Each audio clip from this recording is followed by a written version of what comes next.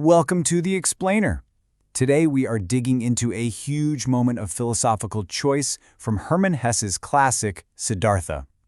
It's all about this massive decision. Do you follow a perfect teacher, or do you have to forge your very own path to find what you're looking for? Okay, so let's dive right into the story.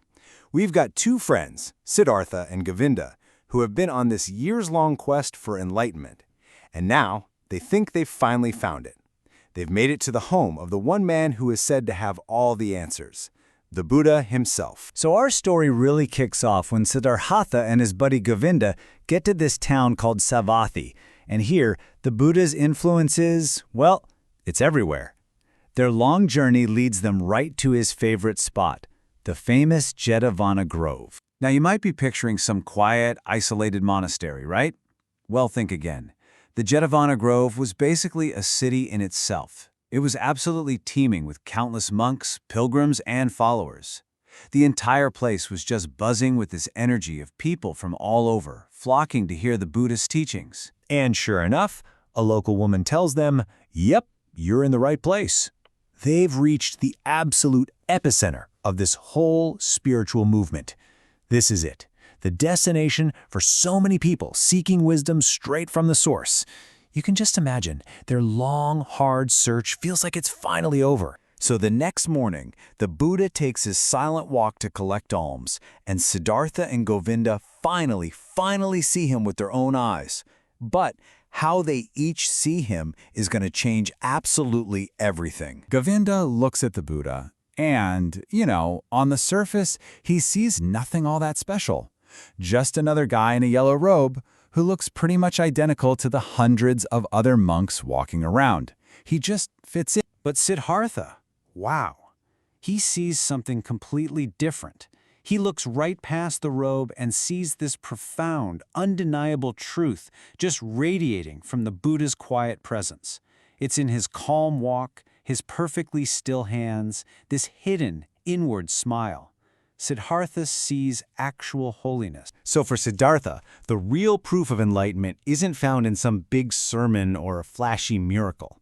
No, it's in these tiny, subtle details, the complete lack of searching, of trying, of imitating anyone.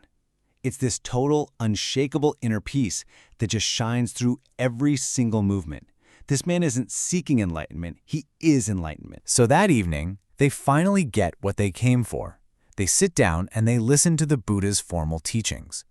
But this moment, this thing that was supposed to bring them together, is ironically the exact point where their paths begin to split apart forever.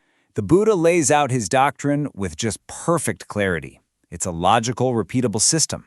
The core of it, life is suffering, but guess what? He's found the way out. It's a complete path to salvation, built on his four main doctrines and the Eightfold Path. It's basically a curriculum for becoming enlightened. And boom, right here is where you see the fork in the road. Govinda hears this doctrine and he is immediately all in. He finds his refuge in the system. Siddhartha, on the other hand, he's totally silent. He's not really captivated by the lessons themselves. He's captivated by the man.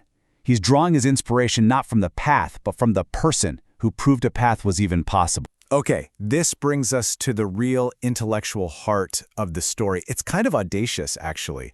Siddhartha, who is still just a seeker, asks for a private meeting so he can respectfully challenge, the most enlightened man in the world. Siddhartha goes up to the Buddha and starts by praising the teachings. He calls them perfect, clear, proven. But then he says it. He says he's found one single tiny gap in this otherwise totally flawless system. His logic is just incredible.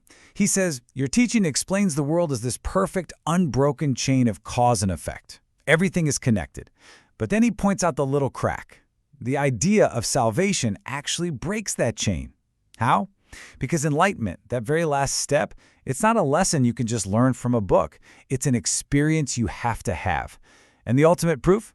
The Buddha himself? He didn't learn enlightenment from a teacher. He got there all on his own. So here it is, the crucial point. This is the mic drop moment.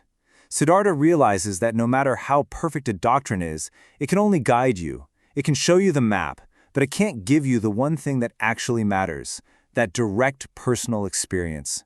That's a step you absolutely have to take by yourself. And you know what the Buddha does? He doesn't argue. He doesn't get mad. He calmly acknowledges Siddhartha's point and just warns him about being too clever. And with that, Siddhartha makes his choice. A choice that he knows is going to come at a great personal cost. Govinda, who has already signed up to join the Buddhist community, is just heartbroken. He's weeping, watching his lifelong friend and guide leave him behind, choosing to reject this whole community and continue his journey utterly and completely alone. And this right here is the ultimate takeaway for Siddhartha. In this moment, he sees the trade-off with perfect clarity. The Buddha has taken his friend, who was, in a way, his shadow. But in doing so, he's given Siddhartha something so much more valuable: ownership over his own self, his own journey, his own name.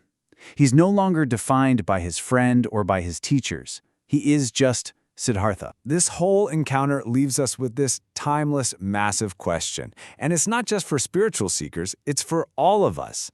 When is it right to follow a proven system, a trusted teacher, a road that's been walked by thousands? And when do you have to trust yourself enough to step away from all the teachings and walk your own path, completely alone?